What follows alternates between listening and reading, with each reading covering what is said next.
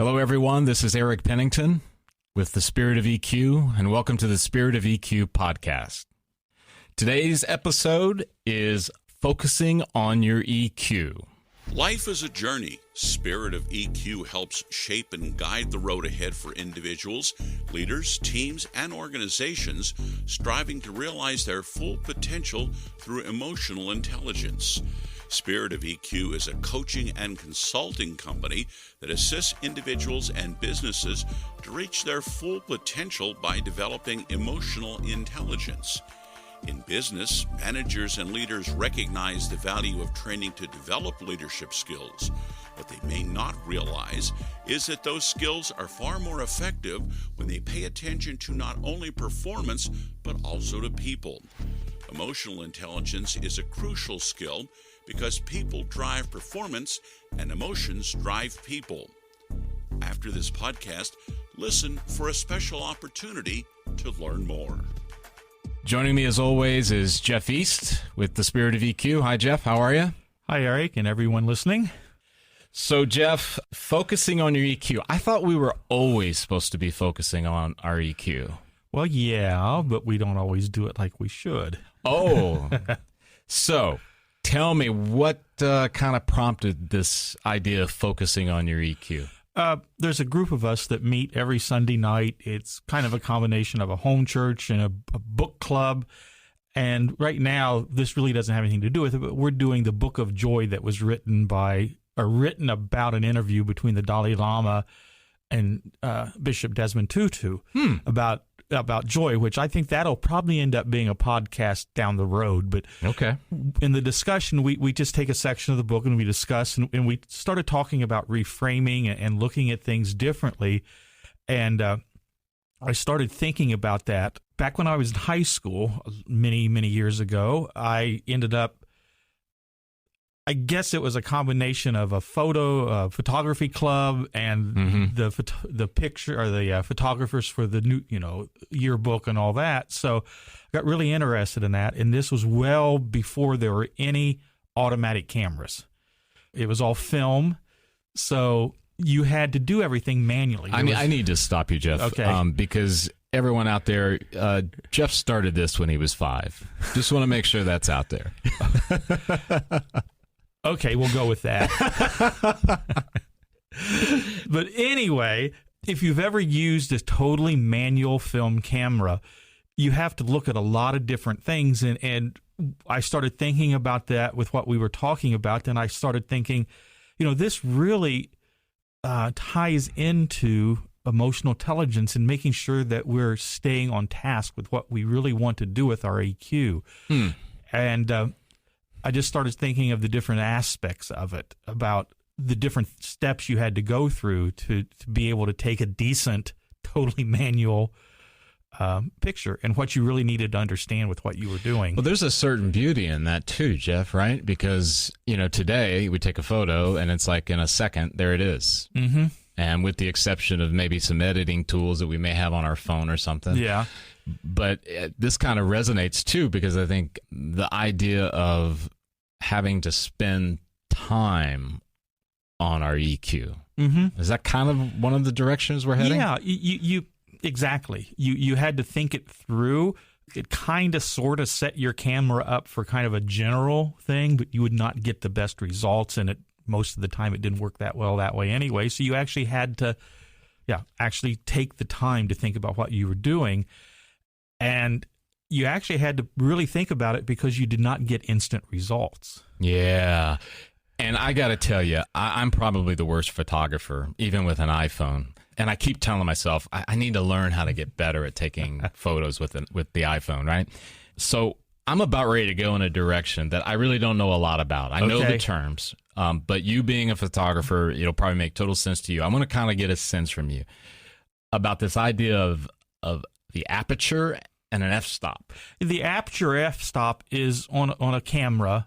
It's what regulates how much light is coming into the film or in a digital camera into the sensors that actually record the image. In most cameras, it's actually a mechanical thing that opens and closes. It can limit how much light is coming in, how much information you're getting.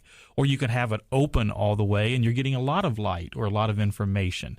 And I think sometimes when we're dealing with the emotional intelligence, we tend to limit how much that we're taking in, whether it's our own emotions that we're feeling or the emotions of the people around us. And then on the other side of that, there's sometimes we become overwhelmed because we're too open and not really thinking about it. And I think sometimes that's where we get the result, reaction instead of a response, instead of what we really want as a result. Okay. That's really, that's interesting.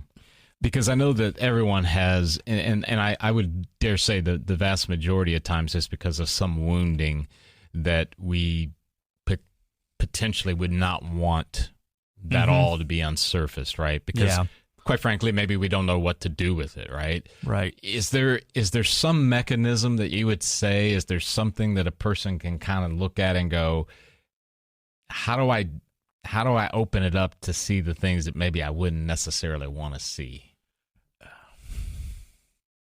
That's tough, Eric. I wasn't thinking you would ask that kind of a question. So I think we need to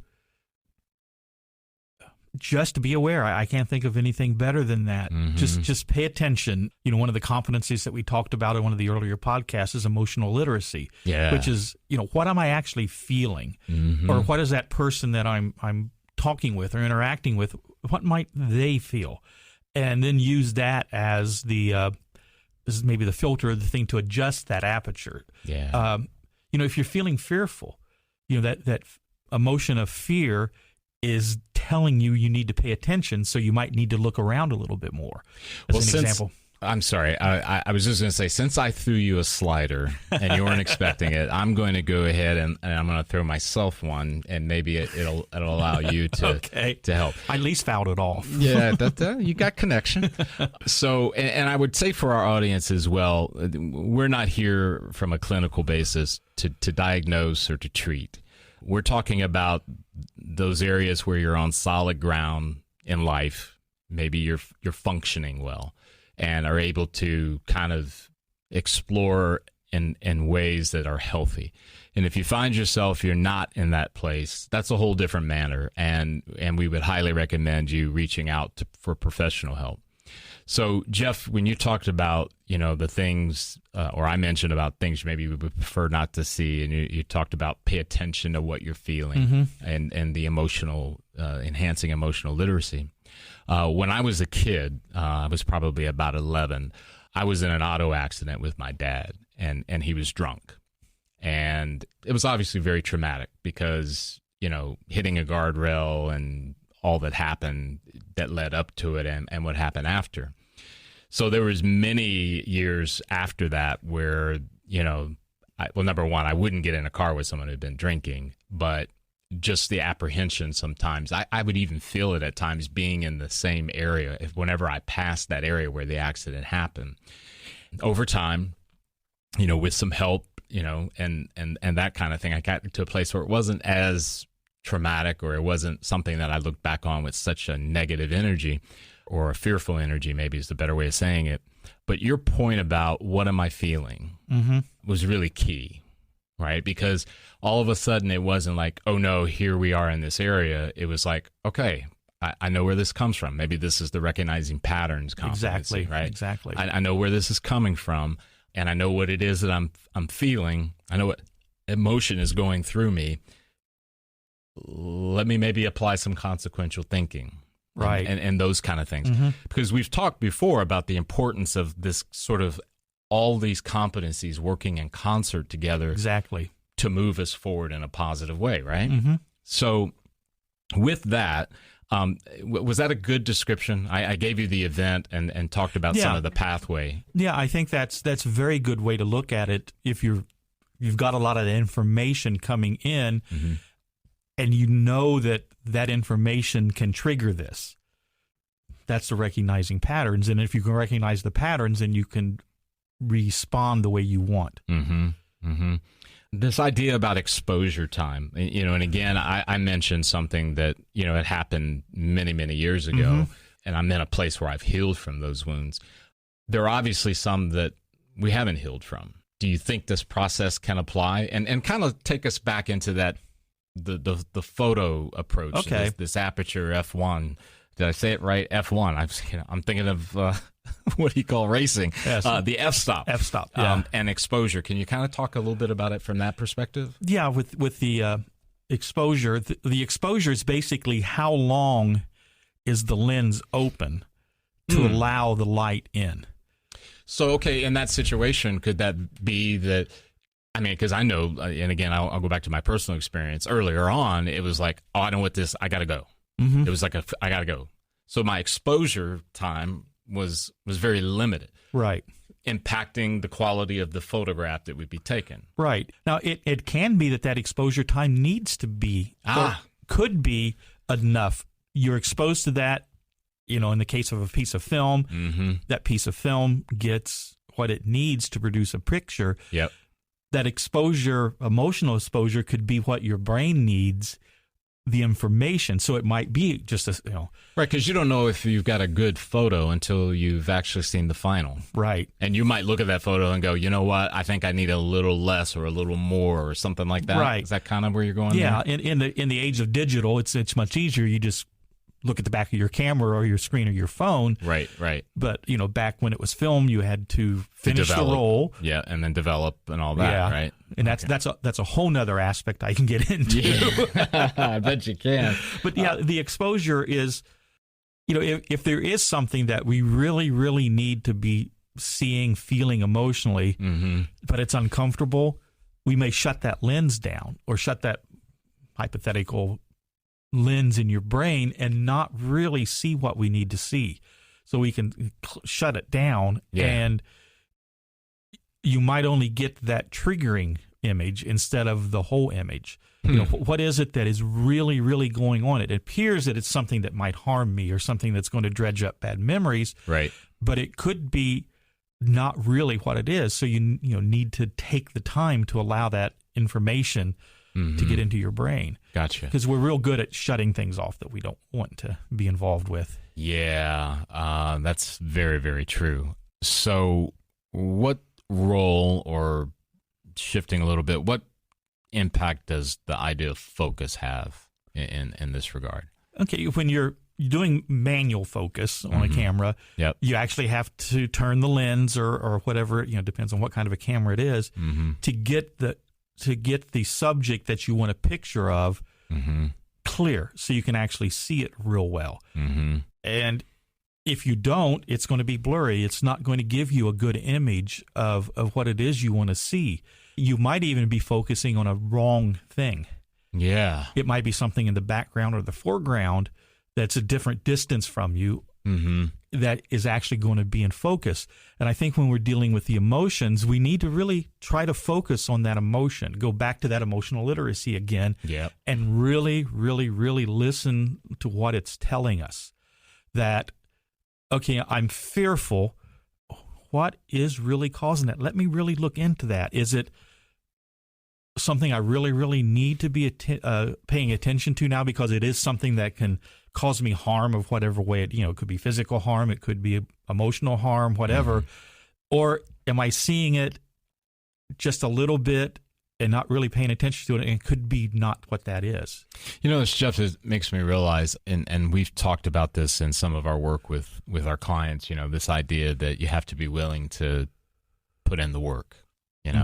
I'm starting to really think, as you're describing this, is that I think we also need to put in there that you're worth the work. Oh, very much, very much. If you're taking a picture, you're doing it because you want to have that image. You want to have that result because it's something that's important to you. And your emotional intelligence is the same way. If you really want your emotional intelligence to be in a place where it's actually helping you and letting you make the good decisions, letting you interact with people the way being healthy that way, it's going to help you. And it's a worthwhile thing to hang on to, that image that you take a picture of. Yeah, because I think about it at times, Jeff, and I know even in my own life, we hear this idea, you got to practice, got to work, got to you get what you put into it, on and on and on. But I do believe, if just in my gut, there's probably a number of people out there who maybe suffer with feeling like they're worth that.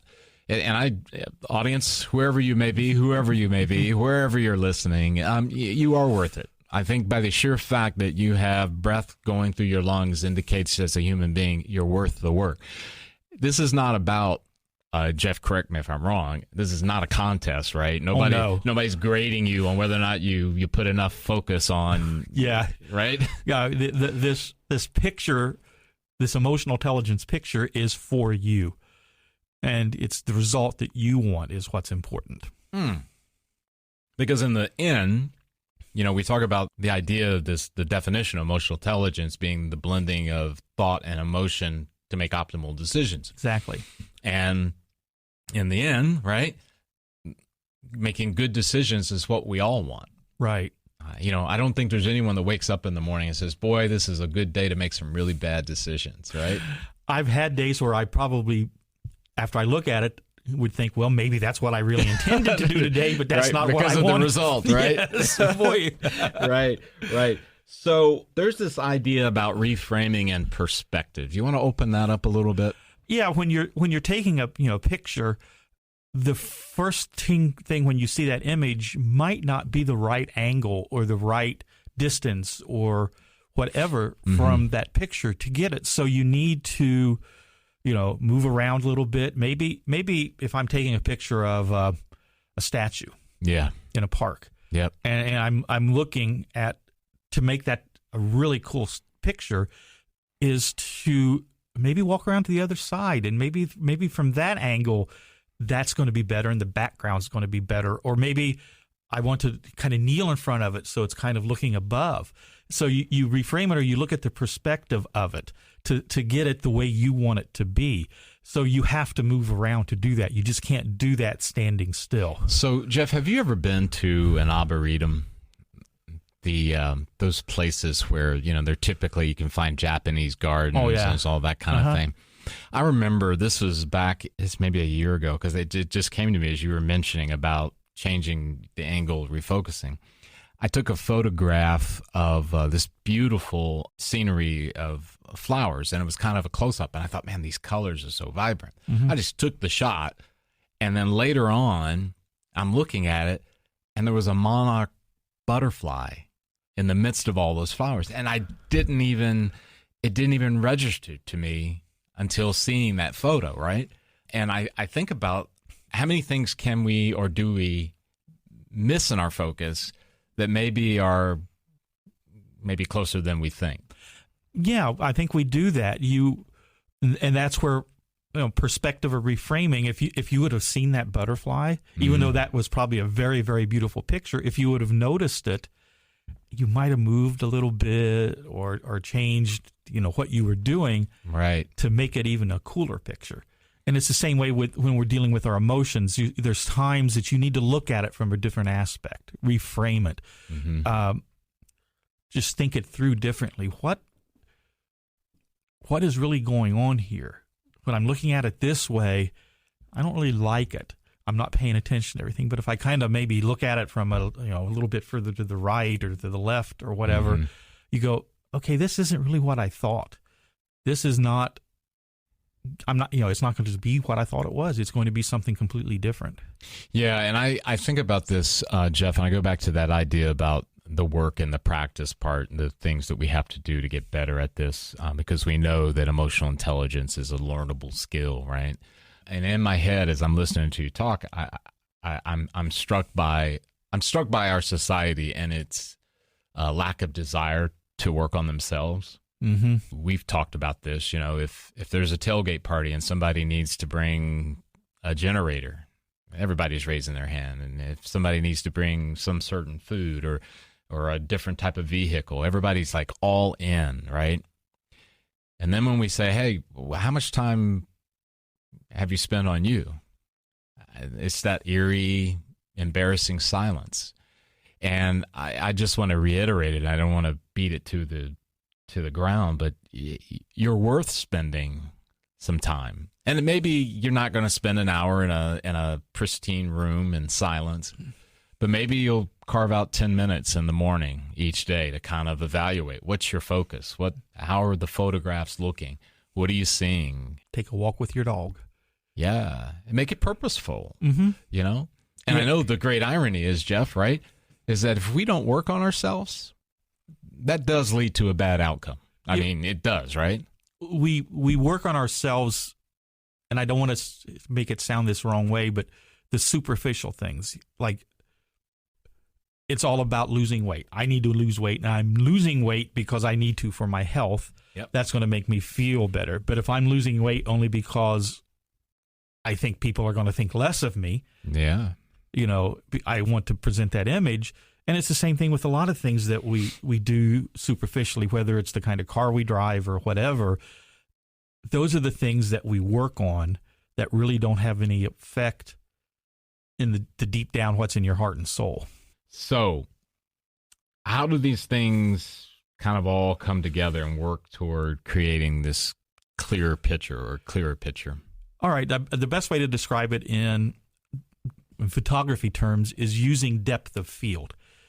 Depth of field is an interesting thing. It's where you have a certain part of the picture in focus, where the background or the foreground might not be. And what you want, you've all seen pictures in art galleries or whatever, where maybe there's a flower that they're taking a picture of, and it's in sharp focus. Mm-hmm. And in the background, you can see the background, but it's not in focus so that you look at that flower. The idea of using depth of field is to draw attention to what you want other people to see in the picture. And you use the way you use depth of field is you combine pretty much all those things that we just talked about.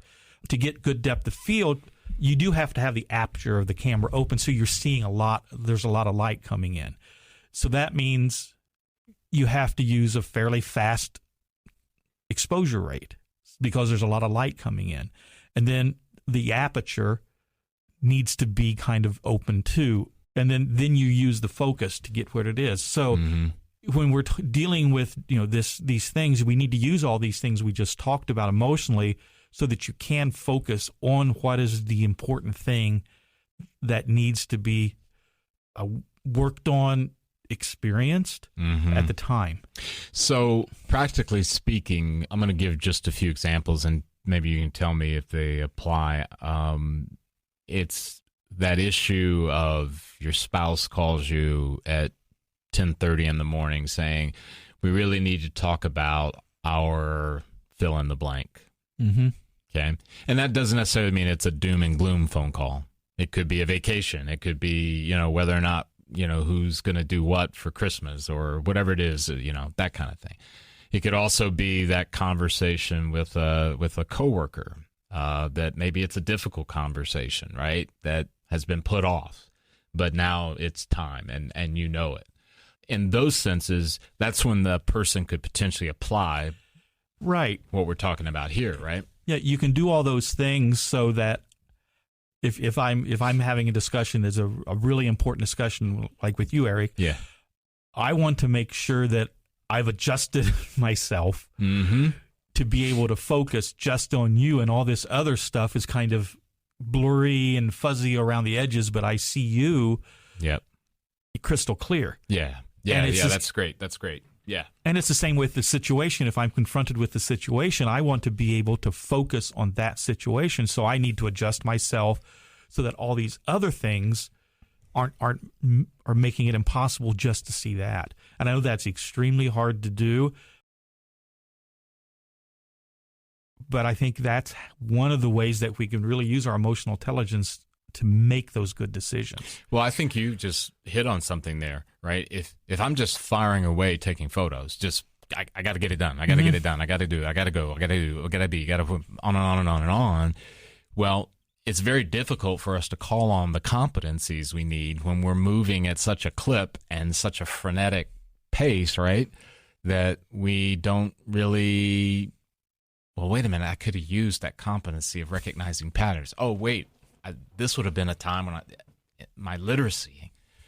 Does that make sense? Yeah. What popped in my head is if you've ever seen, you know, like the pictures that they took back during the Civil War. Like if somebody was sitting for a portrait or whatever, was it Matthew Brady did all those amazing pictures from the battlefields. Right. Well, they had those big boxy cameras that were on a tripod, and they had the black cloth that the guy would stick his head under, and they had a big glass plate.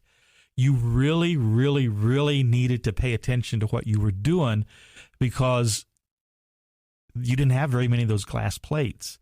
And you didn't know what it was going to look like until, who knows when. Yeah. As an example, you've seen the picture of the Wright brothers' first flight. Mm-hmm. Yep. They didn't know they had that picture until they got back to Dayton. Oh, wow. They handed the camera to the people that came to help them on that day were people from a Coast Guard rescue station. They handed, which I think it was their own camera. They made cameras and stuff too, or plates, whatever, but they handed it to this Coast Guard guy and said, push this button. They had no clue that they had that picture until they got back to Dayton, however long it was for then, but it was worthwhile. They got the picture they wanted. Yeah, boy, Jeff, that's really, really good, and that's a great way of summing up what we're talking about today. We have a special offer for our listeners today as well. Really excited about this.